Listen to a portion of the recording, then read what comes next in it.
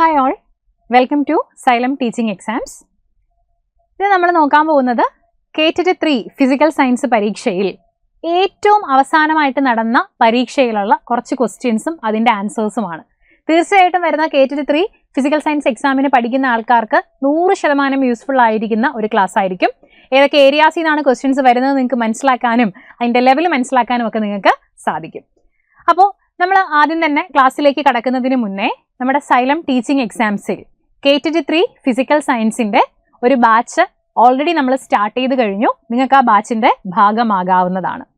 അപ്പോൾ ഈ ഒരു ബാച്ച് എന്ന് പറയുന്നത് ലൈവ് പ്ലസ് റെക്കോർഡഡ് ബാച്ച് ആയിരിക്കും. അതായത് റെക്കോർഡഡ് ക്ലാസ്സുകൾ നിങ്ങൾക്ക് അപ്പ് ചെയ്ത് തരുന്നുണ്ടാകും. അതോടൊപ്പം തന്നെ നിങ്ങളുടെ സംശയങ്ങൾ ക്ലിയർ ചെയ്യാനും കുറച്ച് ടോപ്പിക്സ് എടുക്കാനും ഒക്കെ ആയിട്ട് നമ്മൾ ലൈവും വരുന്നുണ്ടായിരിക്കും. ഈ ഒരു ബാച്ച് നമുക്ക് ഏപ്രിൽ 15-ാം തീയതി തുടങ്ങിയ ബാച്ചാണ്. ഇപ്പോഴും അഡ്മിഷൻസ് കണ്ടിന്യൂ ചെയ്തുകൊണ്ടിരിക്കുകയാണ്. ഈ ബാച്ചിൻ്റെ എമൗണ്ട്, അതിൻ്റെ റേറ്റ്, ഫീ എന്ന് പറയുന്നത് 2499 രൂപ മാത്രമാണ്. 6 മാസത്തേക്കോ അല്ലെങ്കിൽ നമ്മുടെ എക്സാം വരെയോ ആയിരിക്കും നമ്മുടെ ഈ ഒരു ബാച്ചിൻ്റെ കാലാവധി വരുന്നത്. അപ്പോൾ സിലബസ് അനുസരിച്ച് കൊണ്ടുള്ള ക്ലാസ്സുകൾ, ടോപ്പിക് വൈസ് ക്ലാസ്സുകൾ ചെയ്യാനും പ്രീവിയസ് ക്വസ്റ്റ്യൻസ് മനസ്സിലാക്കാനും ഒക്കെ എങ്ങനെയൊക്കെയാണ് പഠിക്കേണ്ടത്. നമുക്ക് KTET 3 എന്ന് പറയുമ്പോൾ അത്യാവശ്യം സ്റ്റാൻഡേർഡ് ആയിട്ടുള്ള ക്വസ്റ്റ്യൻസ് ആണ് വരുന്നത് അല്ലേ. മറ്റുള്ള കാറ്റഗറീസിനെ അപേക്ഷിച്ച് കുറച്ചുകൂടി നമ്മുടെ സബ്ജക്റ്റിന് കൂടുതൽ പ്രാധാന്യം വരുന്ന പരീക്ഷയാണ് KTET 3 എന്ന് പറയുന്നത്.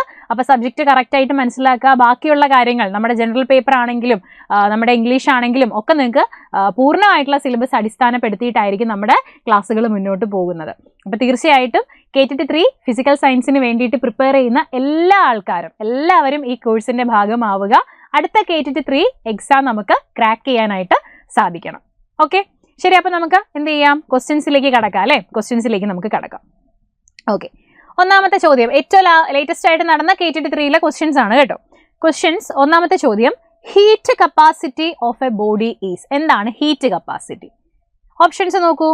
The energy needed to melt the body without the change in its temperature.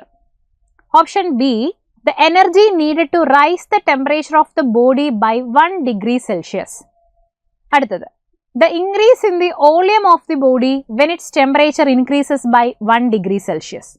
The total amount of internal energy that is constant. എന്താണ് ഹീറ്റ് കപ്പാസിറ്റി എന്ന് പറഞ്ഞാൽ? എന്താണ് ഹീറ്റ് കപ്പാസിറ്റി? ഹീറ്റ് കപ്പാസിറ്റിയുടെ മലയാളം അറിയായിരിക്കും, താപധാരിത. ഓക്കെ, എന്താണത്? ഇപ്പോൾ നമ്മുടെ കയ്യിൽ ഒരു ബോഡി ഉണ്ട്, ഒരു ഒബ്ജക്റ്റ് ഉണ്ട്. ഏതെങ്കിലും ഒരു ഒബ്ജക്റ്റ്. ഓക്കെ, ഒരു ഒബ്ജക്റ്റ് ഉണ്ട്. ഈ ഒബ്ജക്റ്റ് ഇപ്പോൾ ഒരു 50 ഡിഗ്രി സെൽഷ്യസിലാണ് ഇരിക്കുന്നതെന്ന് വിചാരിക്കാം. ഞാൻ ഈ ഒബ്ജക്റ്റിൻ്റെ ഇപ്പോഴത്തെ ടെമ്പറേച്ചറാണ് 50 ഡിഗ്രി സെൽഷ്യസ്. ഞാൻ ഈ ഒബ്ജക്റ്റിലേക്ക് കുറച്ച് ഹീറ്റ് കൊടുക്കുകയാണ്. ഒരു മിനിറ്റ്. ഞാൻ ഈ ഒബ്ജക്റ്റിലേക്ക് എന്ത് കൊടുക്കുകയാണ്? കുറച്ച് ഹീറ്റ് കൊടുക്കുകയാണ്. ഞാൻ ഈ ഒബ്ജക്റ്റിലേക്ക് കുറച്ച് താപം കൊടുക്കുമ്പോഴല്ലേ ഈ ഒബ്ജക്റ്റിന്റെ ടെമ്പറേച്ചർ കൂടുക? ഹീറ്റ് ഞാൻ കൊടുക്കുമ്പോഴാണല്ലോ ഈ ഒബ്ജക്റ്റിന്റെ ടെമ്പറേച്ചർ കൂടുന്നത് അല്ലേ. ഞാൻ കുറച്ച് ഹീറ്റ് കൊടുത്തപ്പോൾ ഈ ഒബ്ജക്റ്റിന്റെ ടെമ്പറേച്ചർ ഈ 50 ഡിഗ്രി സെൽഷ്യസിൽ നിന്ന് 51 ഡിഗ്രി സെൽഷ്യസ് ആയിട്ട് മാറി. എന്ന് പറഞ്ഞാൽ നേരത്തെ ഉണ്ടായിരുന്ന ടെമ്പറേച്ചറിൽ നിന്നും എത്ര യൂണിറ്റ്സ് ആണ് ഇപ്പോൾ ഇതിന്റെ ടെമ്പറേച്ചർ മാറിയത്? 1 യൂണിറ്റ് അല്ലേ.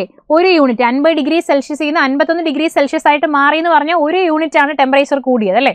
ഇങ്ങനെ 1 യൂണിറ്റ് ടെമ്പറേച്ചർ കൂട്ടാൻ വേണ്ടിയിട്ട് ഞാൻ എത്ര ഹീറ്റ് ആണോ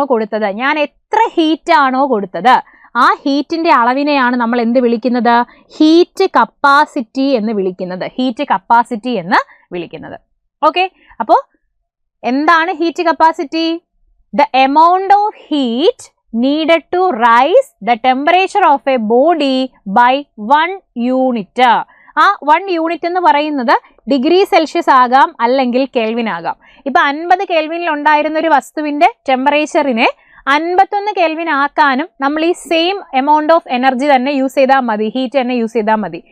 50 ഡിഗ്രി സെൽഷ്യസിൽ നിന്ന് 51 ഡിഗ്രി സെൽഷ്യസ് ആക്കാനും 50 കെൽവിനിൽ നിന്ന് 51 കെൽവിൻ ആക്കാനും 1 യൂണിറ്റ് ആണ് നമ്മൾ കൂട്ടേണ്ടതെങ്കിൽ കൊടുക്കേണ്ട എമൗണ്ട് ഓഫ് എനർജി എന്തായിരിക്കും? സെയിം ആയിരിക്കും. അതിന്റെ കാരണം ഡിഗ്രി സെൽഷ്യസിലും കെൽവിനിലും 1 യൂണിറ്റിന്റെ വാല്യൂ എന്ന് പറഞ്ഞാൽ സെയിം ആണ്. 1 യൂണിറ്റ് എത്രയാന്ന് പറഞ്ഞാൽ അത് സെയിം ആയിട്ടാണ് വരിക. ഓക്കെ, അപ്പൊ ആൻസർ ഏതാ? The energy needed to rise the temperature of the body by 1 degree Celsius. Okay, ഒരു ഒബ്ജക്റ്റിന്റെ ടെമ്പറേച്ചറിനെ 1 ഡിഗ്രി സെൽഷ്യസ് ഉയർത്താൻ വേണ്ടിയിട്ട് ആവശ്യമായിട്ടുള്ള ആ ഒരു ഹീറ്റിനെ, ആ ഒരു എനർജീനെയാണ് നമ്മൾ എന്ത് വിളിക്കുന്നത്? ഹീറ്റ് കപ്പാസിറ്റി എന്ന് വിളിക്കുന്നത്. ക്ലിയർ ആണല്ലോ? ശരി, അത് ക്ലിയർ ആണ് എന്ന് കരുതുന്നു. ഇനി അടുത്ത ക്വസ്റ്റ്യനെ, if a persons near point is 25 centimeter but their far point is not infinity, what defect does this indicate? എന്താണെടാ നിയർ പോയിന്റ്, എന്താണ് ഫാർ പോയിന്റ്? എന്താണ് നിയർ പോയിന്റ്, എന്താണ് ഫാർ പോയിന്റ്? നിയർ പോയിന്റ് എന്ന് പറഞ്ഞാൽ ഇപ്പോ എനിക്കൊരു വസ്തുവിനെ എന്റെ കണ്ണിൻ്റെ ഈ ഒരു അകലത്തിൽ ഞാൻ വെച്ച് കഴിഞ്ഞാൽ ഈ വസ്തു എനിക്ക് കറക്റ്റ് ആയിട്ട് കാണാൻ പറ്റുമോ? നല്ല വ്യക്തമായിട്ട് എനിക്ക് ഈ വസ്തുവിൽ ഇങ്ങനെ കോൺസെൻട്രേറ്റ് ചെയ്ത് കാണാൻ പറ്റുമോ? പറ്റില്ല. ഞാനൊരു വസ്തുവിനെ എനിക്ക് ക്ലിയർ ആയിട്ട് കാണണമെന്നുണ്ടെങ്കിൽ ഒരു മിനിമം ഡിസ്റ്റൻസിൽ ഞാൻ ആ വസ്തുവിനെ വെക്കേണ്ടതുണ്ട് അല്ലേ? ഒരു മിനിമം, ഒരു നമ്മുടെ കണ്ണിൽ നിന്ന് മിനിമം ഒരു ഡിസ്റ്റൻസിൽ നീക്കി വെച്ചാലല്ലേ എനിക്കൊരു വസ്തുവിനെ വൃത്തിയായിട്ട് ക്ലിയർ ആയിട്ട് കാണാൻ പറ്റുള്ളൂ. അപ്പോൾ ഒരു ഒബ്ജക്റ്റിനെ ക്ലിയർ ആയിട്ട് കാണാൻ വേണ്ടിയിട്ട് നമ്മൾ കണ്ണിൽ നിന്നും നമ്മൾ നീക്കി വെക്കേണ്ട ആ ഒരു മിനിമം ഡിസ്റ്റൻസ്, ആ ഡിസ്റ്റൻസിനെ നമ്മൾ വിളിക്കുന്ന പേരാണ് നിയർ പോയിന്റ്. ഓക്കെ, ആ ഡിസ്റ്റൻസിനെ വിളിക്കുന്ന പേരാണ് എന്ത്? Near point. ഒരു മനുഷ്യന്റെ, ഒരു ഹെൽത്തി ആയിട്ടുള്ള ഐസ് ഉള്ള, കാഴ്ചയ്ക്ക് വേറെ പ്രശ്നങ്ങളൊന്നും ഇല്ലാത്ത ഒരു മനുഷ്യന്റെ കണ്ണിന്റെ നിയർ പോയിന്റ് എത്രയാണെന്ന് ചോദിച്ചു കഴിഞ്ഞാൽ 25 സെന്റിമീറ്റർ ആണ്. അപ്പോൾ ഒരു മനുഷ്യന്റെ കണ്ണിന്റെ നിയർ പോയിന്റ് എത്രയാണ്? 25 സെന്റിമീറ്റർ ആണ്. 25 സെന്റിമീറ്റർ ആണ്. ഓക്കെ, ഇനി എന്താണ് ഫാർ പോയിന്റ്? എന്താണ് ഫാർ പോയിന്റ് എന്ന് ചോദിച്ചാൽ നമുക്ക് കൃത്യമായിട്ട് അല്ലെങ്കിൽ നമുക്ക് നല്ല വ്യക്തമായിട്ട് കാണാൻ പറ്റുന്ന ഏറ്റവും കൂടിയ ഡിസ്റ്റൻസിനെയാണ് നമ്മൾ ഫാർ പോയിന്റ് എന്ന് പറയുക. ഏറ്റവും കൂടിയ ഡിസ്റ്റൻസിനെയാണ് എന്ത് പറയുക? ഫാർ പോയിന്റ് എന്ന് പറയുക. നിങ്ങൾ ആലോചിച്ച് നോക്ക്, നമ്മുടെ ഭൂമിയിൽ നിന്ന് എത്രയോ എത്രയോ എത്രയോ ദൂരെയാണ് നക്ഷത്രങ്ങളൊക്കെ ഉള്ളത് അല്ലേ? നക്ഷത്രങ്ങളും നമ്മുടെ ചന്ദ്രനും ഒക്കെ ഉള്ളത്. അപ്പൊ ഈ ചന്ദ്രനെയും ഈ നക്ഷത്രങ്ങളെയും ഒക്കെ നമുക്ക് ഈ ഭൂമിയിൽ നിന്ന് കാണാൻ പറ്റുന്നില്ലേ? നമുക്ക് കാണാൻ പറ്റുന്നില്ലേ? തീർച്ചയായിട്ടും കാണാൻ പറ്റുന്നുണ്ട്. അപ്പൊ നമ്മുടെ കണ്ണിനൊരു ലിമിറ്റ് ഉണ്ടോ? കാണുന്ന കാഴ്ചയിൽ ഒരു ലിമിറ്റ് ഉണ്ടോ? തീർച്ചയായിട്ടും ഇല്ല. നമുക്ക് അങ്ങ് അനന്തമായിട്ടുള്ള ദൂരം വരെയും കാണാൻ പറ്റും. അപ്പൊ നമ്മുടെ കണ്ണിന്റെ ഫാർ പോയിന്റ് എന്ന് പറഞ്ഞാൽ ഇൻഫിനിറ്റി ആണ്. ഇൻഫിനിറ്റ് ഡിസ്റ്റൻസ്, നമുക്ക് അനന്തമായിട്ടുള്ള ദൂരം എന്ത് ചെയ്യാൻ പറ്റും? വേറെ പ്രശ്നങ്ങളൊന്നും ഇല്ലാത്ത ഒരാളുടെ കണ്ണിന് കാണാനായിട്ട് സാധിക്കും. ക്ലിയർ ആണല്ലോ പറഞ്ഞ കാര്യം? ഓക്കെ, ശരി. ഇനി നമ്മുടെ കണ്ണിന്റെ ഡിസോർഡേഴ്സ്, കണ്ണിന്റെ പ്രശ്നങ്ങളൊക്കെ വരും അല്ലേ? കണ്ണിന്റെ പ്രശ്നങ്ങളിൽ പ്രധാനമായിട്ട് ഈ നിയർ പോയിന്റ് ഫാർ പോയിന്റുമായിട്ട് ബന്ധപ്പെട്ട് കിടക്കുന്ന 2 പ്രശ്നങ്ങളാണ്. ഒന്ന് മയോപ്പിയയും മറ്റൊന്ന് ഹൈപ്പർ മെട്രോപ്പിയയും. ഒന്നെന്താണ്? Myopia. Okay, myopia. Myopia myopia വിളിക്കുന്ന മറ്റൊരു പേരാണ് ഷോർട്ട് സൈറ്റഡ്നെസ് അല്ലെങ്കിൽ ഷോർട്ട് സൈറ്റ് എന്ന് വിളിക്കും. ഓക്കെ, ഷോർട്ട് സൈറ്റ്, ഹ്രസ്വദൃഷ്ടി എന്നാണ് മലയാളം. രണ്ടാമത്തേത് ഹൈപ്പർ മെട്രോപ്പിയയാണ്. Hypermetropia. ഹൈപ്പർ മെട്രോപ്പിയ അല്ലെങ്കിൽ ലോങ് സൈറ്റഡ്നെസ് അല്ലെങ്കിൽ ലോങ് സൈറ്റ് എന്ന് നമ്മൾ വിളിക്കുന്ന ഒരു സംഗതി. അപ്പൊ മയോപ്പിയയും ഹൈപ്പർ മെട്രോപ്പിയയും എന്താണ് സംഭവം? ഷോർട്ട് സൈറ്റ് അല്ലെങ്കിൽ മയോപ്പിയ എന്ന് പറഞ്ഞു കഴിഞ്ഞാൽ നമ്മുടെ കണ്ണിൽ അടുത്തുള്ള വസ്തുക്കളെ നന്നായി കാണാൻ പറ്റും. ഇപ്പൊ ഈ ക്ലാസ് കണ്ടുകൊണ്ടിരിക്കുന്നതിലും ഒരുപാട് പേർ, പല ആൾക്കാർക്കും ഇങ്ങനെ കണ്ണിന്റെ ചെറിയ ചെറിയ പ്രശ്നങ്ങൾ ഉണ്ടാവാറുണ്ട് അല്ലെ? മിക്കവാറും പേർക്കൊക്കെ എന്തെങ്കിലുമൊക്കെ ഒരു പ്രശ്നങ്ങൾ ഉണ്ടാവാറുണ്ട്, ഒരുപാട് പേർക്ക് കണ്ണിന്. ഓക്കെ, അപ്പോൾ ഈ മയോപ്പിയ അല്ലെങ്കിൽ ഷോർട്ട് സൈറ്റ് എന്ന് പറഞ്ഞു കഴിഞ്ഞാൽ അടുത്തുള്ള വസ്തുക്കളെ നന്നായി കാണാൻ പറ്റും, പക്ഷെ അകലെയുള്ള വസ്തുക്കളെ നന്നായി കാണാൻ പറ്റില്ല. ഓക്കെ, നോർമലി ഒരു മനുഷ്യന്റെ നിയർ പോയിന്റ് എന്ന് പറഞ്ഞാൽ എന്താണ്? എത്രയാണ് നിയർ പോയിന്റ്? 25 സെന്റിമീറ്റർ ആണ്. അപ്പൊ അടുത്തുള്ള വസ്തുക്കളെ നന്നായിട്ട് മയോപ്പിയ ഉള്ള ഒരാൾക്ക് കാണാൻ പറ്റും എന്ന് പറഞ്ഞാൽ അയാൾക്ക് 25 സെന്റിമീറ്ററിൽ ഒരു വസ്തുവിനെ വച്ചാൽ കാണാൻ പറ്റും എന്നല്ലേ അർത്ഥം? അപ്പൊ അയാളുടെ നിയർ പോയിന്റ് എത്ര തന്നെ ആയിരിക്കും? അയാളുടെ നിയർ പോയിന്റ് എത്ര തന്നെ ആയിരിക്കും? 25 സെന്റിമീറ്റർ തന്നെ ആയിരിക്കും. കാരണം അടുത്തുള്ള വസ്തുക്കളെ നന്നായിട്ട് കാണാൻ പറ്റുന്നുണ്ട്. ഇനി അകലെയുള്ള വസ്തുവിനെ നന്നായിട്ട് കാണാൻ പറ്റുന്നില്ല എന്ന് പറയുമ്പോൾ ആ ഒരു വ്യക്തിയുടെ ഫാർ പോയിന്റ് അങ്ങ് ദൂരെ ഇൻഫിനിറ്റി വരെ എത്താൻ സാധ്യതയുണ്ടോ? തീർച്ചയായിട്ടും ഇല്ല. കണ്ണിൽ നിന്ന് ഒരു പർട്ടിക്കുലർ ഡിസ്റ്റൻസ് വരെ മാത്രമായിരിക്കും അയാളുടെ എന്തുണ്ടാവുക? കണ്ണിൽ നിന്നും ഒരു പർട്ടിക്കുലർ ഡിസ്റ്റൻസ് വരെ മാത്രമായിരിക്കും അയാളുടെ ഫാർ പോയിന്റ് ഉണ്ടാവുക. മനസ്സിലായോ പറഞ്ഞ കാര്യം? കണ്ണിൽ നിന്നും ഒരു പർട്ടിക്കുലർ ഡിസ്റ്റൻസ്. അപ്പോൾ ഫാർ പോയിന്റ് എന്ന് പറഞ്ഞാൽ ലെസ് ദാൻ ഇൻഫിനിറ്റി ആയിരിക്കും. ലെസ് ദാൻ ഇൻഫിനിറ്റി ആയിരിക്കും. ഇൻഫിനിറ്റി വരെ കാണാൻ പറ്റില്ല. ലെസ് ദാൻ ഇൻഫിനിറ്റി ആയിരിക്കും അയാളുടെ കണ്ണിന്റെ ഫാർ പോയിന്റ് എന്ന് പറയുന്നത്. ഓക്കെ, ശരി. ഇനി ഹൈപ്പർ മെട്രോപ്പിയയിലേക്ക് വരാം. ലോങ് സൈറ്റ് ആണ്. ദൂരെയുള്ളത് കാണാൻ പറ്റും, അകലെയുള്ളത് ദൂരെയുള്ളത് കാണാൻ പറ്റും, അടുത്തുള്ളത് കാണാൻ പറ്റില്ല. നന്നായിട്ട് കാണാൻ പറ്റില്ല. ദൂരെയുള്ളത് നന്നായിട്ട് കാണാം, പക്ഷെ അടുത്തുള്ളത് നന്നായിട്ട് കാണാൻ പറ്റില്ല എന്ന് പറയുമ്പോൾ ഞാൻ നോർമലായിട്ട് ഒരാളുടെ നിയർ പോയിന്റ് എന്ന് പറഞ്ഞാൽ 25 സെന്റിമീറ്റർ അല്ലേ? അപ്പൊ ഞാൻ ഈ വസ്തുവിനെ 25 സെന്റിമീറ്ററിൽ വയ്ക്കുമ്പോൾ നോർമൽ ആയിട്ടുള്ള ഒരാൾക്ക് കാണാൻ പറ്റുന്നുണ്ട്, ഷോർട്ട് സൈറ്റ് ഉള്ള ഒരാൾക്കും അല്ലെങ്കിൽ മയോപ്പിയ ഉള്ള ഒരാൾക്കും കാണാൻ പറ്റുന്നുണ്ട്. ഈ ഹൈപ്പർ മെട്രോപ്പിയ അല്ലെങ്കിൽ ലോങ് സൈറ്റ് ഉള്ള ഒരാൾക്ക് അടുത്തുള്ള വസ്തുക്കളെ നന്നായി കാണാൻ പറ്റില്ല, അകലെയുള്ള വസ്തുക്കളെയാണ് നന്നായിട്ട് കാണാൻ പറ്റുക അല്ലെ? അപ്പം ഞാൻ ഈ 25 സെന്റിമീറ്ററിൽ ഒരു വസ്തുവിനെ വയ്ക്കുമ്പോൾ ഹൈപ്പർ മെട്രോപ്പിയ ഉള്ള ഒരാൾക്ക് അത് കാണാൻ പറ്റുമോ? പറ്റില്ല. അടുത്തുള്ളത് കാണാൻ പറ്റില്ല. കുറേ കൂടി ദൂരേക്ക് വെച്ചാൽ മാത്രമാണ് കാണാൻ പറ്റുക. അങ്ങനെയല്ലേ? അപ്പോൾ ഒരു ഹൈപ്പർ മെട്രോപ്പിയ ഉള്ള ഒരാളുടെ നിയർ പോയിന്റ് എന്ന് പറഞ്ഞാൽ 25 സെന്റിമീറ്റർ ആയിരിക്കുമോ? നിയർ പോയിന്റ് ഗ്രേറ്റർ ദാൻ 25 ആയിരിക്കും അല്ലെ? ഗ്രേറ്റർ ദാൻ 25 സെന്റിമീറ്റർ ആയിരിക്കും. 25 സെന്റിമീറ്ററിൽ വച്ചാൽ കാണാൻ പറ്റില്ല. 25 സെന്റിമീറ്ററിനേക്കാൾ കൂടുതൽ വച്ചാലാണ് കാണാൻ പറ്റുക. മനസ്സിലായോ? ഇനി ഫാർ പോയിന്റ് എന്ന് പറയുമ്പോൾ ദൂരെയുള്ള കാണാൻ പറ്റുമല്ലോ. അപ്പൊ ഫാർ പോയിന്റ് എന്ന് പറഞ്ഞാൽ എന്ത് തന്നെ ആയിരിക്കും? ഇൻഫിനിറ്റി തന്നെ ആയിരിക്കും. അയാളുടെ ഫാർ പോയിന്റ് എന്ന് പറയുന്നത് ഇൻഫിനിറ്റി തന്നെ ആയിരിക്കും. ക്ലിയർ ആണ്? മനസ്സിലായി? മയോപ്പിയ പരിഹരിക്കാൻ വേണ്ടി നമ്മൾ ഉപയോഗിക്കുന്ന ലെൻസ് കോൺകേവ് ലെൻസ് ആണ്. ഹൈപ്പർ മെട്രോപ്പിയ പരിഹരിക്കാൻ വേണ്ടി നമ്മൾ ഉപയോഗിക്കുന്ന ലെൻസ് കോൺവെക്സ് ലെൻസ് ആണ്. ഓക്കെ, കോൺവെക്സ് ലെൻസ് ആണ്. ഓക്കെ ആണല്ലോ? ശരി. അപ്പൊ ഇവിടെ ക്വസ്റ്റ്യൻ എന്താണ്? If a persons near point is 25 centimetre, ഒരു പേഴ്സന്റെ നിയർ പോയിന്റ് 25 സെന്റിമീറ്റർ ആണ്, നോർമൽ ആണ്, പ്രശ്നമില്ല. പക്ഷേ ഫാർ പോയിന്റ് ഇൻഫിനിറ്റി അല്ല. നിയർ പോയിന്റ് 25 ആണ്, അടുത്തുള്ളത് നന്നായിട്ട് കാണാൻ പറ്റും. ഫാർ പോയിന്റ് ഇൻഫിനിറ്റി അല്ല, ഇൻഫിനിറ്റി വരെ എത്തുന്നില്ല. അങ്ങനെയാണെങ്കിൽ ഈ ഡിഫക്റ്റ് എന്താണെന്നാണ് ചോദിച്ചിരിക്കുന്നത്. എന്താണ് ഡിഫക്റ്റ്? നോക്കിയിട്ട് പറയൂ, എന്താണ് ഡിഫക്റ്റ്? നിയർ പോയിന്റ് 25 ആണ്, ഫാർ പോയിന്റ് ഇൻഫിനിറ്റി അല്ല, കുറവാണ്. ഏതാ? മയോപ്പിയ അല്ലെ? നിയർ സൈറ്റഡ്നെസ് ആണ്. നിയർ സൈറ്റഡ്നെസ് ആണ്, മയോപ്പിയ ആണ്. ക്ലിയർ ആയോ? മനസ്സിലായോ? ഓക്കെ അല്ലേ? ശരി. അപ്പൊ അതാണ് നമുക്ക് അവിടെ വരുന്നത്. ഇനി പ്രസ്ബയോപ്പിയ എന്ന് പറഞ്ഞാൽ വെള്ള എഴുത്താണ് കേട്ടോ. പ്രസ്ബയോപ്പിയ എന്ന് പറഞ്ഞാൽ വെള്ള എഴുത്താണ്. ഈ ലെൻസിന്റെ ഇലാസ്റ്റിസിറ്റിയിൽ വരുന്ന പ്രശ്നം കൊണ്ട് ഉണ്ടാകുന്നതാണ് പ്രസ്ബയോപ്പിയ എന്ന് പറയുന്നത്. അത് പരിഹരിക്കാനും നമ്മൾ കോൺവെക്സ് ലെൻസ് തന്നെയാണ് യൂസ് ചെയ്യുക. പ്രസ്ബയോപ്പിയ പരിഹരിക്കാനും നമ്മൾ യൂസ് ചെയ്യുന്നത് എന്ത് തന്നെയാണ്? ഒരു മിനിറ്റ്, കോൺവെക്സ് ലെൻസ് തന്നെയാണ് യൂസ് ചെയ്യുക. Okay, convex lens. Convex lens ഇല്ലാത്ത പക്ഷം നമ്മൾ അതിൽ ബൈഫോക്കൽ ലെൻസ് യൂസ് ചെയ്യും. കോൺവെക്സ് ലെൻസ് പറ്റൂല, അതിനകത്ത് വേറെ എന്തെങ്കിലും കൂടെ കണ്ണിന് പ്രശ്നമുണ്ട്. ഈ ഒരു പ്രസ്ബയോപ്പിയ മാത്രമല്ല, കണ്ണിന് വേറെ എന്തെങ്കിലും കൂടെ ബുദ്ധിമുട്ടുകൾ ഉണ്ടെന്നുണ്ടെങ്കിൽ അതിന് പകരമായിട്ട് നമുക്ക് എന്ത് യൂസ് ചെയ്യാം? ബൈഫോക്കൽ ലെൻസ് യൂസ് ചെയ്യാം. ബൈഫോക്കൽ ലെൻസ് യൂസ് ചെയ്യാം. Okay, next question. Which factor affects the loudness of sound? Which factor affects the loudness of sound? Loudness എന്ന് പറഞ്ഞാൽ എന്താ? നമ്മൾ കേൾക്കുന്ന ശബ്ദത്തിന്റെ ഉച്ചതേനെയാണ് നമ്മൾ ലൗഡ്നെസ് എന്ന് പറയുന്നത്. എത്രത്തോളം ഇമ്പാക്റ്റ് ആണ് ഒരു സൗണ്ട് നമ്മുടെ ചെവിയിലേക്ക് കൊണ്ടുവന്നത്, അതിനെയാണ് നമ്മൾ ലൗഡ്നെസ് എന്ന് പറയുന്നത്. ഓക്കെ, അപ്പോൾ എന്താണ് ലൗഡ്നെസ്സിനെ അഫക്റ്റ് ചെയ്യുന്ന ഘടകങ്ങൾ എന്നാണ് ചോദിച്ചിരിക്കുന്നത്. ഇപ്പൊ സൗണ്ട് എന്ന് പറഞ്ഞാൽ ഒരു വേവ് ആണെന്ന് നമുക്കറിയാം അല്ലെ? സൗണ്ട് ഒരു വേവ് ആണ്. ദാ ഇങ്ങനെ ഒരു സൗണ്ട് ഉണ്ടായി, മറ്റൊരു സൗണ്ട് ദാ ഇങ്ങനെ ഉണ്ടായി എന്ന് വിചാരിക്കാം. ഓക്കെ, ഇതിൽ ഈ ഒരു ഹൈറ്റിനെ നമ്മൾ വിളിക്കുന്ന പേരെന്താ? ഈ ഒരു ഹൈറ്റിനെ വിളിക്കുന്ന പേര്, ഈ ഹൈറ്റിനെ വിളിക്കുന്ന പേര് ആംപ്ലിറ്റ്യൂഡ് എന്നാണ് അല്ലെ? ആംപ്ലിറ്റ്യൂഡ് എന്നാണ് ഈ ഒരു ഹൈറ്റിനെ വിളിക്കുന്ന പേര്. ഈ ആംപ്ലിറ്റ്യൂഡ് കൂടുന്നതിനനുസരിച്ച് ലൗഡ്നെസ് കൂടും. ആംപ്ലിറ്റ്യൂഡ് കൂടുന്നതിനനുസരിച്ച് ലൗഡ്നെസ് കൂടും. ഇപ്പൊ രണ്ട് ശബ്ദമുണ്ട്. ഇത് എ എന്ന് പറയുന്ന ശബ്ദം, ഇത് ബി എന്ന് പറയുന്ന ശബ്ദം. ഈ രണ്ട് ശബ്ദവും ഒരാൾ കേൾക്കുകയാണെങ്കിൽ ഏതായിരിക്കും കൂടുതൽ ചെവിക്ക് നന്നായിട്ട് ഇമ്പാക്റ്റ് ഉണ്ടാക്കുന്ന സൗണ്ട്? ബി എന്ന് പറയുന്ന സൗണ്ട് ആയിരിക്കുമല്ലോ. അപ്പോൾ ഈ ഒരു ബി, ആംപ്ലിറ്റ്യൂഡ് കൂടുന്നതിനനുസരിച്ച് ലൗഡ്നെസ് കൂടും. അപ്പൊ ലൗഡ്നെസ്സിനെ ഡിപ്പെൻഡ് ചെയ്യുന്ന രണ്ട് ഫാക്ടേഴ്സ് ആണുള്ളത്. ഒന്ന് amplitude of the sound, amplitude of the wave. Okay, രണ്ടാമത്തത് ബി എന്ന് പറയുന്ന സൗണ്ട് തന്നെ രണ്ട് വ്യക്തികൾ കേട്ടു എന്ന് വിചാരിക്കാം. ഒരാളൊരു യങ് ആയിട്ടുള്ള ഒരാളാണ്, അയാൾക്ക് ചെവിക്ക് വേറെ തകരാറുകളൊന്നുമില്ല, നന്നായി കേൾക്കാം. മറ്റൊരാള് ഒരു വയസ്സായ ഒരു അപ്പൂപ്പനാണെന്ന് വിചാരിക്കുക. പുള്ളിക്കാരന് ചെവി കേൾക്കുന്നതിൽ കുറച്ച് ബുദ്ധിമുട്ടുണ്ടെന്ന് വിചാരിക്കുക. ഈ രണ്ടുപേരും, ഈ യങ് ആയിട്ടുള്ള ആളും ഈ ഓൾഡ് ആയിട്ടുള്ള ആളും കേട്ടത്, രണ്ടുപേരും കേട്ടത് സെയിം സൗണ്ട് ആണ്. ബി എന്ന് പറയുന്നത് സെയിം സൗണ്ട് ആണ് രണ്ടുപേരും കേട്ടതെന്ന് വിചാരിക്കുക.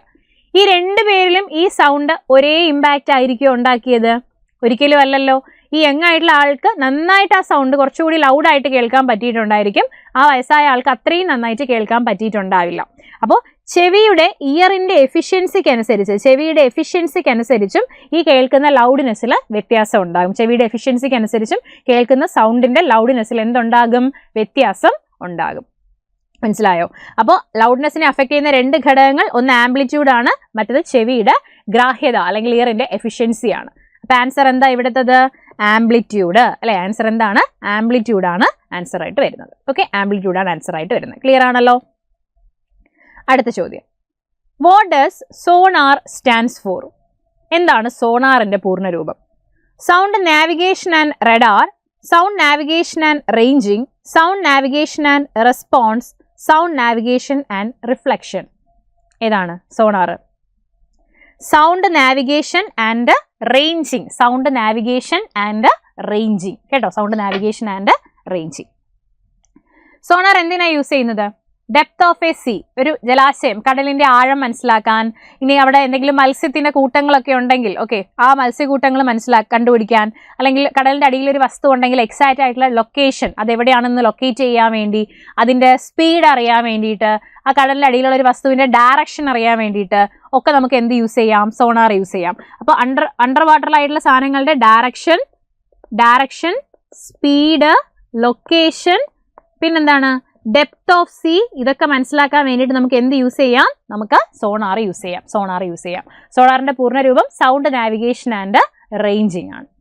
സോണാറിൽ യൂസ് ചെയ്യുന്ന വേവ്സ് ഏത് വേവ്സ് ആണെന്ന് പരീക്ഷയ്ക്ക് ചോദിക്കാറുണ്ട്. സോണാറിൽ യൂസ് ചെയ്യുന്ന വേവ്സ് എന്ന് പറഞ്ഞാൽ അൾട്രാസോണിക് വേവ്സ് ആണ് നമ്മൾ സോണാറിൽ യൂസ് ചെയ്യുക കേട്ടോ. അൾട്രാസോണിക് വേവ്സിനെയാണ് നമ്മൾ എവിടെ യൂസ് ചെയ്യുന്നത്? സോണാറിൽ യൂസ് ചെയ്യുന്നത് അൾട്രാസോണിക് തരംഗങ്ങളെയാണ്, അൾട്രാസോണിക് വേവ്സിനെയാണ് യൂസ് ചെയ്യുന്നത്. ക്ലിയർ ആണല്ലോ? അൾട്രാസോണിക് വേവ്സിനെയാണ് യൂസ് ചെയ്യുന്നത്. ഓക്കെ, ശരി. Next question. 4 statements are given regarding the image formed by a concave lens. Concave lens. Find the correct statements. ഇതൊരു നല്ല ചോദ്യമാണ്. നമുക്ക് 10th ലെവൽ പുസ്തകത്തിൽ നിന്നും വന്നിട്ടുള്ളൊരു ക്വസ്റ്റ്യൻ ആണ് കേട്ടോ. നന്നായി പഠിക്കേണ്ട ഒരു ഭാഗമാണ് ലെൻസുകളും മിറേഴ്സും. ഓക്കെ, കോൺകേവ് ലെൻസിൽ ഉണ്ടായിട്ടുള്ള ഇമേജിനെ കുറിച്ചിട്ടുള്ള കാര്യങ്ങളാണ് കൊടുത്തിരിക്കുന്നത്. ഇതിലേതാണ് ശരി എന്നാണ് ചോദിച്ചിരിക്കുന്നത്. Diminished and inverted, diminished and virtual, enlarged and virtual, diminished and erect. ഇതിലേതാണ് ശരി എന്നാണ് ചോദിച്ചിരിക്കുന്നത്. ഇത് പഠിക്കാനുള്ള എളുപ്പം എന്ന് പറയുന്നത്, നിങ്ങൾ മിറേഴ്സ് പഠിച്ചിട്ടുള്ള ആൾക്കാരാണെന്നുണ്ടെങ്കിൽ, മിറേഴ്സ് ആൻഡ് ലെൻസ് ഒരു ടോപ്പിക്കാണെന്ന് അറിയാലോ എല്ലാവർക്കും. ഈ മിറേഴ്സ് ആൻഡ് ലെൻസ് എന്ന് പറയുന്ന ടോപ്പിക്കിൽ നിങ്ങൾ മിറേഴ്സ് പഠിച്ചിട്ടുള്ള ആൾക്കാരാണെന്നുണ്ടെങ്കിൽ നിങ്ങൾക്ക് ലെൻസ് പഠിക്കാൻ എളുപ്പമാണ് കേട്ടോ. ഇപ്പം ഞാൻ എപ്പോഴും പ്രിഫർ ചെയ്യുന്നത്, അല്ലെങ്കിൽ ഞാൻ ക്ലാസ്സുകളിൽ പറയുന്നത്, ആദ്യം മിറേഴ്സ് ആണ് നമ്മൾ പഠിക്കുക. മിറേഴ്സ് നമ്മൾ സെറ്റായി പഠിച്ചു കഴിഞ്ഞാൽ പിന്നെ ലെൻസ് പഠിക്കാൻ ബുദ്ധിമുട്ടില്ല കേട്ടോ. അപ്പം മിറേഴ്സ് പഠിക്കുമ്പം നമ്മൾ കോൺകേവ് മിററും പഠിക്കും, കോൺവെക്സ് മിററും പഠിക്കും. ഓക്കെ, ഞാനിപ്പോൾ മൊത്തത്തിൽ ടോപ്പിക്ക് പറയാൻ നമുക്ക് പറ്റില്ല, നമുക്കത് വേറെ ക്ലാസ്സുകളിലായിട്ട് ചെയ്യാം. ഇപ്പോൾ ഈ ക്വസ്റ്റ്യൻ എങ്ങനെയാണ് ആൻസർ ചെയ്യുന്നത് നോക്കാം. കോൺവെക്സ് മിറർ നിങ്ങൾ പഠിച്ചിട്ടുണ്ടെങ്കിൽ അതിന് തുല്യമായിരിക്കും ഒരു കോൺകേവ് ലെൻസിൽ വരുന്ന കാര്യങ്ങൾ. അതുപോലെ തന്നെ തിരിച്ചും ഒരു കോൺകേവ് മിററിൽ നിങ്ങൾ എന്താണോ പഠിക്കുന്നത് ആ കാര്യമായിരിക്കും ഒരു കോൺവെക്സ് ലെൻസ് വരുമ്പോൾ നമ്മൾ പഠിക്കുന്നത്. ഓക്കെ, ഇവിടെ നമ്മുടെ ചോദ്യത്തിൽ ഏത് ലെൻസാണ് തന്നിരിക്കുന്നത്? നമ്മുടെ ചോദ്യത്തിൽ തന്നിരിക്കുന്നത് കോൺകേവ് ലെൻസ് ആണ്. അപ്പം നമ്മൾ ഏത് മിററിലെ കാര്യങ്ങൾ ആലോചിക്കണം? കോൺവെക്സ് മിററിലെ കാര്യങ്ങളാണ് നമ്മൾ അവിടെ ആലോചിക്കേണ്ടത് അല്ലേ? കോൺവെക്സ് മിറർ എന്ന് പറഞ്ഞു കഴിഞ്ഞാൽ നമ്മുടെ വണ്ടിയിൽ റിയർ വ്യൂ മിറർ ഇല്ലേ, നമ്മുടെ വണ്ടിയുടെ സൈഡിൽ പുറകിൽ നിന്ന് വരുന്ന വാഹനങ്ങളെ കാണാൻ വേണ്ടിയിട്ട് യൂസ് ചെയ്യുന്ന കണ്ണാടിയില്ലേ, ആ കണ്ണാടി എന്ന് പറഞ്ഞാൽ കോൺവെക്സ് മിറർ ആണ്. Okay, rear view mirror of vehicles ആയിട്ട് നമ്മൾ യൂസ് ചെയ്യുന്നത് കോൺവെക്സ് മിറേഴ്സിനെയാണ്. ഓക്കെ, ആ വണ്ടിയിലെ കണ്ണാടിയിൽ ഉണ്ടാകുന്ന ഇമേജിന്റെ പ്രത്യേകതകൾ നിങ്ങൾക്ക് പറയാൻ പറ്റുമോ? വണ്ടിയിലെ കണ്ണാടിയിൽ ഉണ്ടാകുന്ന ഇമേജിന്റെ പ്രത്യേകതകൾ ചെറുതായിരിക്കില്ലേ, ഡിമിനിഷ്ഡ് ആയിരിക്കില്ലേ? പുറകിൽ നിന്ന് വരുന്നൊരു ലോറി ഉണ്ടെങ്കിൽ ആ ലോറിയുടെ അതേ വലിപ്പത്തിലുള്ള ഇമേജ് ആണോ നമുക്ക് ആ കണ്ണാടി കാണുന്നത്? ഒരിക്കലുമല്ല, നമുക്ക് ചെറിയ ഇമേജ് ആണ് കിട്ടുന്നത്. എപ്പോഴും ഈ പുറകിൽ നിന്ന് വരുന്ന വണ്ടിയുടെ സ്ട്രെയിറ്റ് നേരെ നിവർന്ന ഇമേജ് തന്നെയല്ലേ കിട്ടുള്ളൂ. പുറകിൽ നിന്ന് ഒരു വണ്ടി വന്നാൽ അതിനെ തല കുത്തനെ കാണിക്കുമോ കോൺവെക്സ് മിറർ? ഒരിക്കലും ഇല്ല, നേരെ സ്ട്രെയിറ്റ് ആയിട്ടുള്ള ഇമേജ് ആണ് കാണിക്കുന്നത്. അപ്പം ഇങ്ങനെ നേരെയുള്ള ഇമേജിനെ നമ്മൾ വിളിക്കുന്ന പേര് ഇറക്റ്റ് ഇമേജ് ആണ്. Okay, erect. ഒരു ഇമേജ് ഇറക്റ്റ് ആണെങ്കിൽ എപ്പോഴും ആ ഇമേജ് എന്തായിരിക്കും? വിർച്വൽ ഇമേജ് ആയിരിക്കും. വിർച്വൽ ഇമേജ് ആയിരിക്കും. നമുക്ക് 2 രീതിയിലാണ് ഇമേജസ് വരുന്നത്. ഒന്ന് real and inverted image, real and inverted image കേട്ടോ, റിയൽ ആൻഡ് ഇൻവേർട്ടഡ് ഇമേജ്. മറ്റൊന്ന് വിർച്വൽ ആൻഡ് ഇറക്റ്റ് ഇമേജ്. അതായത് ഒരു ഇമേജ് തല കുത്തനെയാണ് നിൽക്കുന്നതെങ്കിൽ, തല കുത്തനെ ഇമേജ് ഉണ്ടാക്കുന്ന മിറേഴ്സ് ഉണ്ട്. കോൺകേവ് മിററിൽ കുറേ കേസുകളിലൊക്കെ തല കുത്തനെയുള്ള ഇമേജ് ആണ് കിട്ടുന്നത്. അതായത് ഇപ്പം ഞാനൊരു മെഴുകുതിരി എടുത്ത് നേരെ ആ കോൺകേവ് മിററിന്റെ ഫ്രണ്ടിൽ കത്തിച്ച് വെച്ചാൽ ഞാനൊരു സ്ക്രീനിൽ അതിന്റെ ഇമേജ് കണ്ടു കഴിഞ്ഞാൽ ആ ഇമേജ് തല കുത്തനെയുള്ള ഇമേജ് ആയിട്ടായിരിക്കും എനിക്ക് കാണാൻ പറ്റുക. അങ്ങനെ തല കുത്തനെയുള്ള ഇമേജ് ഉണ്ടാക്കുന്ന മിറേഴ്സ് ഒക്കെ ഉണ്ട്, നിങ്ങൾക്ക് അറിയാമായിരിക്കും. ഒരു ഇമേജ് തല കുത്തനെയാണ്, ഇൻവേർട്ടഡ് ആണെന്നുണ്ടെങ്കിൽ ആ ഇമേജ് റിയൽ ഇമേജ് ആയിരിക്കും. ഇനി ഒരു ഇമേജ് നേരെ നിവർന്ന് തന്നെ നിൽക്കുകയാണെന്നുണ്ടെങ്കിൽ ആ ഇമേജ് എന്ത് ഇമേജ് ആയിരിക്കും? വിർച്വൽ ഇമേജ് ആയിരിക്കും. വിർച്വൽ ഇമേജ് ആയിരിക്കും. ഒരിക്കലും ഈ പെയർ അങ്ങോട്ടും ഇങ്ങോട്ടും മാറില്ല. റിയൽ ആണെങ്കിൽ ഇൻവേർട്ടഡ് ആയിരിക്കും, വിർച്വൽ ആണെങ്കിൽ ഇറക്റ്റും ആയിരിക്കും. മനസ്സിലാവുന്നുണ്ടല്ലോ? അപ്പൊ ഇവിടെ വണ്ടിയിലെ കണ്ണാടിയാണ് കോൺവെക്സ് മിറർ എന്ന് ഞാൻ പറഞ്ഞു. വണ്ടിയിലെ കണ്ണാടിയാണ് കോൺവെക്സ് മിറർ എന്ന് ഞാൻ പറഞ്ഞു. വണ്ടിയിലെ കണ്ണാടിയിൽ പുറകിൽ നിന്ന് വരുന്ന വണ്ടിയുടെ ഡിമിനിഷ്ഡ് ആയിട്ടുള്ള ചെറിയ ഇമേജ് ആണ് കിട്ടുക, നേരെ നിവർന്നിട്ടുള്ള ഇമേജ് ആണ് കിട്ടുക, വിർച്വൽ ആയിട്ടുള്ള ഇമേജ് ആണ് കിട്ടുക. ശരിയല്ലേടാ? ശരിയല്ലേ? അപ്പൊ convex mirror diminished, erect, virtual image ആണ് കിട്ടുന്നത്. ആ സെയിം തന്നെ ആയിരിക്കില്ലേ കോൺകേവ് ലെൻസിലും? അപ്പം കോൺവെക്സ് മിററിൽ എന്താണോ നമ്മൾ കാണുന്നത് അത് തന്നെയാണ് കോൺകേവ് ലെൻസിലും നമുക്ക് കാണാൻ പറ്റുന്നത്, അല്ലെ? ഇനി നമുക്ക് തിരിച്ചിങ്ങോട്ട് നോക്കാം. നോക്കൂ, ഡിമിനിഷ്ഡ് ആൻഡ് ഇൻവേർട്ടഡ് എന്ന് പറയുന്നു. ശരിയാണോ? കോൺവെക്സ് മിററിൽ നമ്മൾ പഠിച്ചു ഡിമിനിഷ്ഡ് ആണ് കിട്ടുന്നത്, പക്ഷെ ഇൻവേർട്ടഡ് അല്ല, ഇറക്റ്റ് ആണ് കിട്ടുന്നത്. അപ്പൊ അത് വരത്തില്ല, തെറ്റ്. ഡിമിനിഷ്ഡ് ആൻഡ് വിർച്വൽ ആണോ? ഡിമിനിഷ്ഡ് ആണ് വിർച്വൽ ആണോ? ഡിമിനിഷ്ഡ് ആണ് വിർച്വൽ ആണ്, ആണല്ലോ. അപ്പൊ അത് ശരിയാണ്, അത് ശരിയാണ്. അടുത്ത എൻലാർജ്ഡ് ആൻഡ് വിർച്വൽ. എൻലാർജ്ഡ് ആണോ? വലിയ ഇമേജ് ആണോ കിട്ടുന്നത്? അല്ല, തെറ്റ്. ഡിമിനിഷ്ഡ് ആൻഡ് ഇറക്റ്റ് ആണോ? നോക്കൂ, ഡിമിനിഷ്ഡ് ആൻഡ് ഇറക്റ്റ് ആണോ? ഡിമിനിഷ്ഡ് ആൻഡ് ഇറക്റ്റ് ആണല്ലോ, ഡിമിനിഷ്ഡ് ആൻഡ് ഇറക്റ്റ് ആണ്, അതും ശരിയാണ്. അപ്പൊ ഫൈൻഡ് ദി കറക്റ്റ് സ്റ്റേറ്റ്മെന്റ് എന്നാണ് ചോദിച്ചിരിക്കുന്നത്. കോൺവെക്സ് മിററിന് തുല്യമായിട്ടുള്ള കോൺകേവ് ലെൻസിലെ കേസാണ് ചോദിച്ചിരിക്കുന്നത്. ഏതൊക്കെ? 2ഉം 4ഉം, അല്ലെ? 2ഉം 4ഉം. അതായത് second and fourth statements are correct. Second and fourth statements are correct എന്നുള്ളതാണ് നമ്മുടെ ആൻസർ. കിട്ടിയോ? ക്ലിയർ ആയോ? അപ്പോൾ ഈ ഒരു 5 ചോദ്യങ്ങളാണ് നമ്മൾ ചെയ്തത്. അപ്പൊ നിങ്ങൾക്ക് ക്വസ്റ്റ്യൻസ് വരുന്ന ഏരിയ ഹീറ്റ് എന്ന് പറയുന്ന ടോപ്പിക്കിലാണ് ഫസ്റ്റ് നമുക്ക് ക്വസ്റ്റ്യൻ വന്നിട്ടുള്ളത്. അത് കഴിഞ്ഞപ്പോഴത്തേനും ഇതും ലെൻസും മിറേഴ്സുമായിട്ട് ബന്ധപ്പെട്ട ക്വസ്റ്റ്യൻ തന്നെയാണ് കേട്ടോ. ലൈറ്റ് എന്ന് പറയുന്ന ഭാഗത്തുള്ള ലെൻസും മിറേഴ്സുമായിട്ട് ബന്ധപ്പെട്ട ക്വസ്റ്റ്യൻ തന്നെയാണ് ഈ ഉള്ളത്. ഓക്കെ, അടുത്ത് ഇത് സൗണ്ടുമായിട്ട് ബന്ധപ്പെട്ട ചോദ്യമായിരുന്നു. അടുത്ത് ഇതും സൗണ്ടുമായി ബന്ധപ്പെട്ട ചോദ്യമാണ്. ഇതൊക്കെ ഇങ്ങനെ കണ്ടിന്യൂസ് ആയിട്ട് വരുന്ന ക്വസ്റ്റ്യൻസ് ആണ്. സോണാറും സൗണ്ടുമായിട്ട് ബന്ധപ്പെട്ടൊരു ക്വസ്റ്റ്യൻ ആണ്. അൾട്രാസോണിക്കും ഒക്കെ സൗണ്ടിൽ വരുന്നതാണ്. അടുത്തത് ഇത് വന്നിട്ട് ലൈറ്റ്, വീണ്ടും ലെൻസ് ആൻഡ് മിറേഴ്സുമായിട്ട് ബന്ധപ്പെട്ട് വന്നൊരു ക്വസ്റ്റ്യൻ ആണ്. ഈ സെയിം പരീക്ഷയ്ക്ക് തന്നെ ലെൻസ് ആൻഡ് മിറേഴ്സുമായിട്ട് ബന്ധപ്പെട്ട് വീണ്ടും പല ക്വസ്റ്റ്യൻസും ചോദിച്ചിട്ടുണ്ടായിരുന്നു. അപ്പൊ lens and mirrors, light, sound, heat, പിന്നെന്താണ് നമ്മുടെ വർക്ക് എനർജി പവർ ഇല്ലേ, അതുമായി ബന്ധപ്പെട്ടും ചോദ്യങ്ങൾ കാര്യമായിട്ട് വരാറുണ്ട്. ഈ ഏരിയാസ് എന്നൊക്കെ പറയുന്നത് ഇമ്പോർട്ടൻ്റ് ആയിട്ടുള്ള ഏരിയാസ് ആണ്. ഈ ഏരിയാസ് നിങ്ങൾ നന്നായിട്ട് സ്ട്രെസ് കൊടുത്ത് തന്നെ പഠിക്കുക. ഓൾറെഡി നമ്മൾ KTT 3 ഫിസിക്കൽ സയൻസിന് വേണ്ടിയിട്ടുള്ള കുറച്ചധികം വീഡിയോസ് നേരത്തെ നമ്മൾ ചെയ്തിട്ടുണ്ട്. ആ ക്ലാസ്സുകൾ കാണാത്തവരും എന്ത് ചെയ്യുക? തീർച്ചയായിട്ടും ആ ക്ലാസ്സുകൾ കാണുക. അതുപോലെ തന്നെ നമ്മുടെ പുതിയ ബാച്ചിന്റെ കാര്യം ഞാൻ പറഞ്ഞായിരുന്നു. ആ ബാച്ച് ജോയിൻ ചെയ്യുന്ന അല്ലെങ്കിൽ ജോയിൻ ചെയ്യാൻ താല്പര്യമുള്ളവരൊക്കെ ജോയിൻ ചെയ്യുക. ഓക്കെ, നമുക്കിതിൻ്റെ തന്നെ ഡിസ്ക്രിപ്ഷൻ ബോക്സിൽ നിങ്ങൾക്ക് കൃത്യമായിട്ട് അതിൻ്റെ നമ്പറും കാര്യങ്ങളും ഒക്കെ തന്നിട്ടുണ്ടായിരിക്കും. അതിൽ നിങ്ങൾ കോൺടാക്ട് ചെയ്യാവുന്നതാണ്. കോൺടാക്ട് ചെയ്ത് നിങ്ങൾക്ക് അഡ്മിഷൻ എടുക്കാവുന്നതാണ്. അപ്പം എല്ലാവരുടെയും പഠനം ഉഷാറായിട്ട് നടക്കട്ടെ. എല്ലാവർക്കും ഇന്നത്തെ ക്ലാസ് നന്നായി മനസ്സിലായെന്ന് ഞാൻ വിചാരിക്കുന്നു. അടുത്തൊരു സെഷനിൽ വീണ്ടും കാണാം. താങ്ക്